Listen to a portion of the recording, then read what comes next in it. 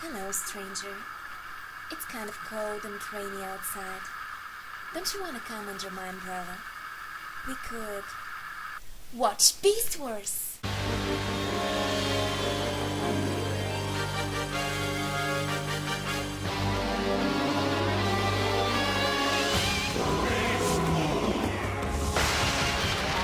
Beast Wars is totally one of my favorite things to watch on a rainy day. Created by Hasbro to promote a new line of Transformers toys, Beast Wars came to my country just when 3D animation was taking over the market, and it was extremely popular. And quite often extremely ugly as well. But you get used to it. Now, who'd have ever thought that I'd fall in love with a bunch of cheaply animated fighting robots? But as I watched the first few episodes of the show, it quickly became apparent that Beast Wars was surprisingly deep and funny for the overgrown toy commercial that it was. And that was the beginning of a beautiful friendship between me and, well, a bunch of cheaply animated fighting robots. One of the best things about the show was how much speculation it provoked among fans.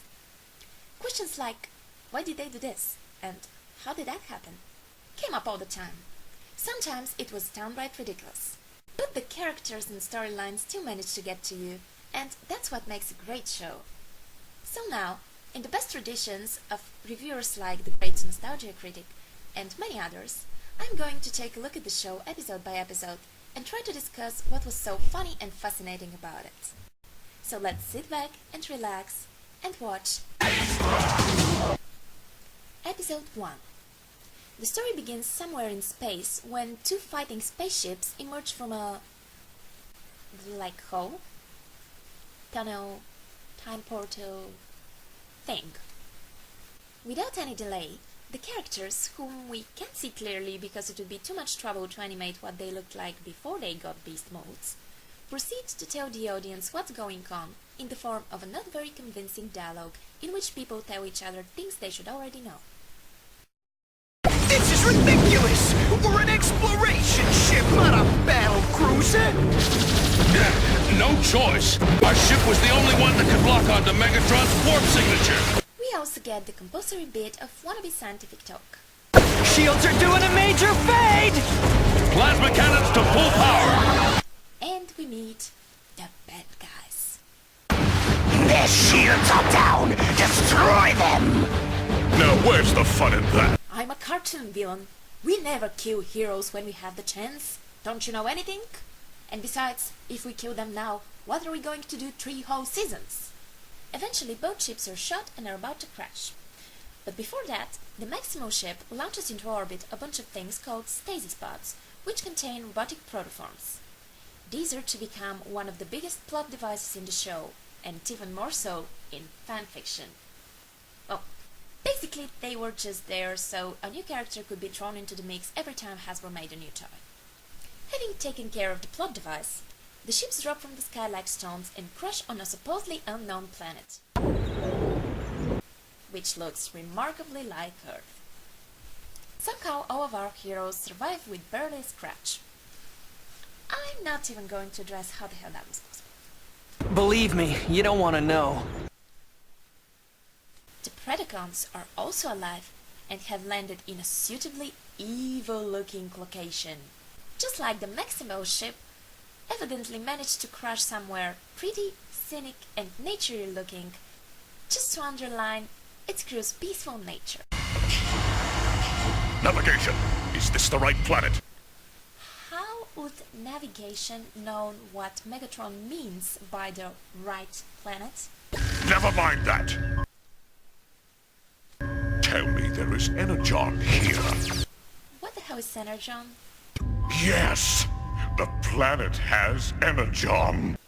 And why the hell does Megatron's face look like it came out of a Lego set?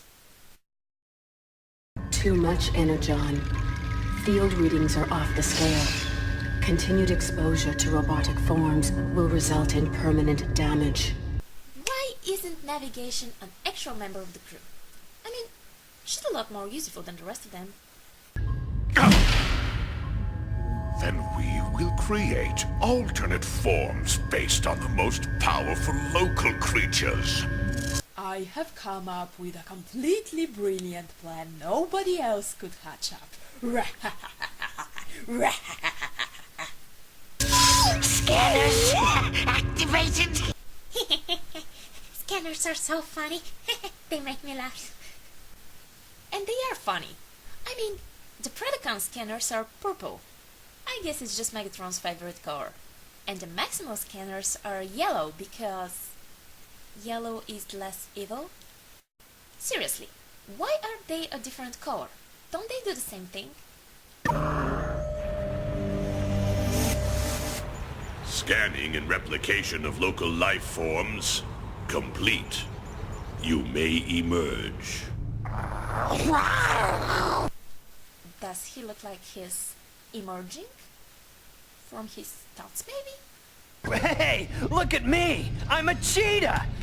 No, I'm Cheetor! Jesus Christ! Cheetor? It's a crime. As much as I love this show, I gotta admit that some of the character names were total WTFs. Like, for example, Rat Trap. you know, it's actually kind of funny being a rat and nicknaming yourself Rat Trap. It's like a human calling themselves I hate humans. Also, the Maximal scanners are obviously PG-13 rated. They replicate life forms on Earth exactly, except for their sexual organs.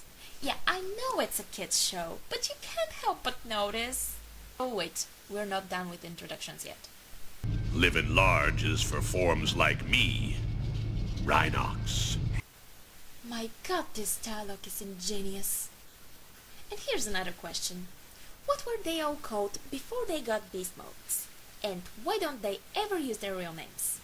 It's just weird. Moderate your conflict circuits, Maximals. Except for Optimus. But I guess he figured out that nobody would listen to a commander called GorillaBot. Nice try, honey, but they won't listen anyway, and the same goes for Megatron.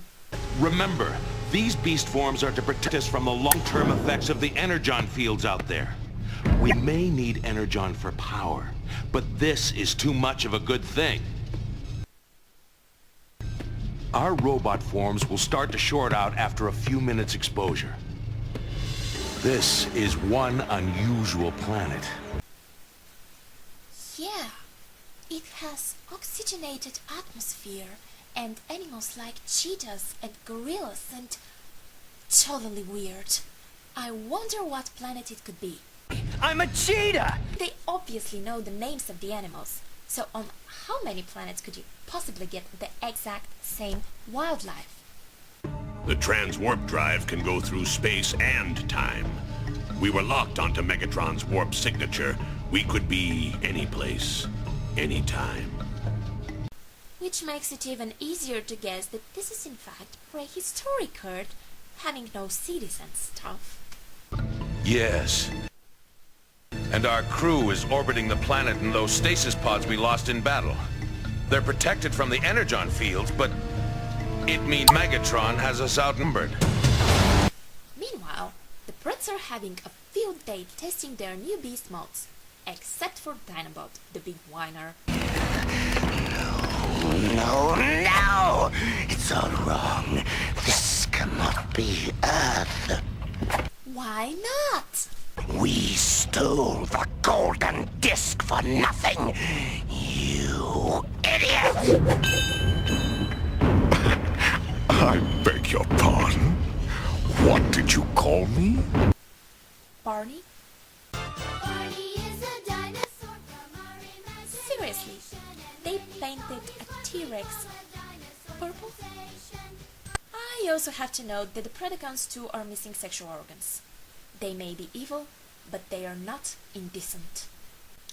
Anyway, Dinobot challenges Megatron for leadership, on the hopes that Megatron will fight him in fair battle.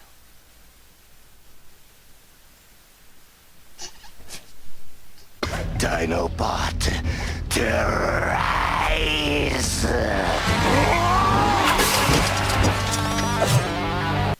I love Dinobot's transformation. It's the best in the show. He just goes Let's see it again.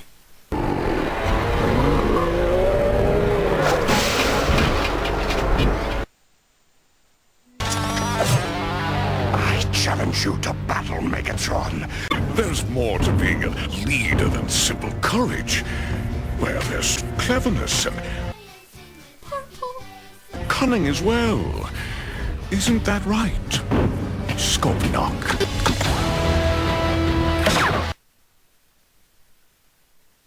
And of course he gets blasted because Megatron is not an honorable bot.